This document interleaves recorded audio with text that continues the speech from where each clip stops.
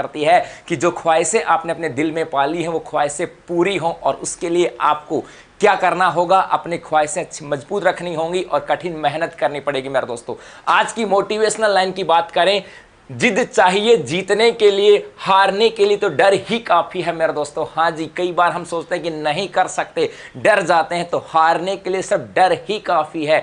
यदि आप जीतना चाहते हो तो मेरे दोस्तों जिद करनी पड़ेगी, ख्वाहिशें मजबूत करनी पड़ेंगी, दिल को कठोर करना पड़ेगा और कठिन मेहनत करनी पड़ेगी। तो जिद क्या चाहिए, कठोर चाहिए, किसके लिए, जीतने के लिए मेरे दोस्तों। अब शुरुआत करते हैं और आज की इस वीडियो की। और जैसा कि आपको पता है, हर शनिवार को हम बात करते हैं जिला दर्शन की। हाँ जी मेरे दोस्तों, और आज के इस जिला दर्शन में हम चर्चा करेंगे धौलपुर की। और धौलपुर वो जिला है जो राजस्थान के सबसे पूर्वी भाग में स्थित है, वो जिला है जो क्षेत्रफल की दृष्टि से राजस्थान का सबसे छोटा जिला आता है मेरे दोस्तों। उस धौलपुर की ज्योग्राफिकल कंडीशन क्या है, वहाँ की भौगोलिक स्थिति क्या है, वहाँ की सांस्कृतिक ऐतिहासिक परिदृश्य क्या है, उन सब की हम चर्चा करने वाले हैं। की औद्योगिक परिदृश्य का भी हम लोग चर्चा करने वाले हैं। तो शुरुआत करते हैं आज की। सबसे पहले यदि हम बात करें सबसे पहले हम बात करें धौलपुर की मेरे दोस्तों, तो धौलपुर का सबसे पहले आता है कि इसका प्राचीन नाम क्या था, इसे कहा क्या जाता है, इसका शुभंकर क्या है और इसका परिवहन कोड क्या है, क्योंकि एग्जाम में ऐसे क्वेश्चन बहुत बार बनते हैं।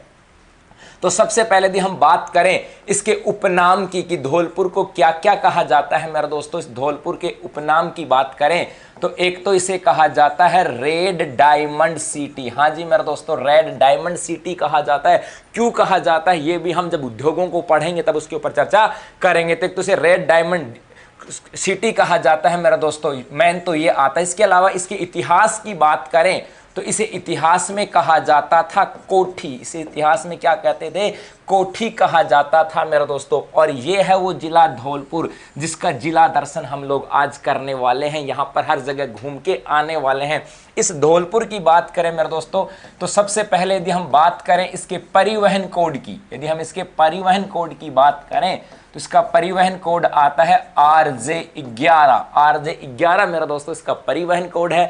और यदि हम यहाँ पर इसके शुभंकर की बात करें, इसके शुभंकर की बात करें कि इसका शुभंकर क्या आता है मेरे दोस्तों, इसका शुभंकर आता है पंचीरा।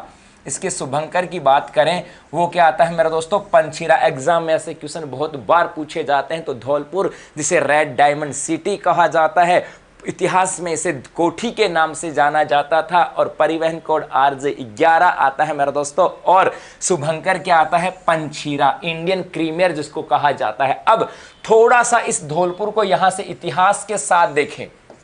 इस धौलपुर के इतिहास की बात करें, इतिहास का मतलब है कि धौलपुर की स्थापना किसके द्वारा की गई। तो धौलपुर के इतिहास के बारे में कई किंवदंतियां आती हैं, बहुत सारी बातें आती हैं मेरे दोस्तों। एक तो कहा जाता है कि नागवंशी जो धोला जाट थे, क्योंकि जो भरतपुर और धौलपुर था ये जाट शासकों का क्षेत्र था, यहाँ पे जाट शासक हुआ करते थे। तो एक किंवदंती तो आती है या लोग कहते हैं कि जो नागवंशी धोला जो जाट थे उनके द्वारा इस धौलपुर की स्थापना की गई थी। लेकिन इसके अलावा ये भी कहा जाता है मेरे दोस्तों कि इसकी स्थापना जो है, यदि स्थापना की बात करें इतिहास में, कि इसकी स्थापना जो है ये 11वीं सदी में की गई है। 11वीं सदी में स्थापना की गई थी। किसके द्वारा तो की गई थी मेरे दोस्तों, तोमर वंश के एक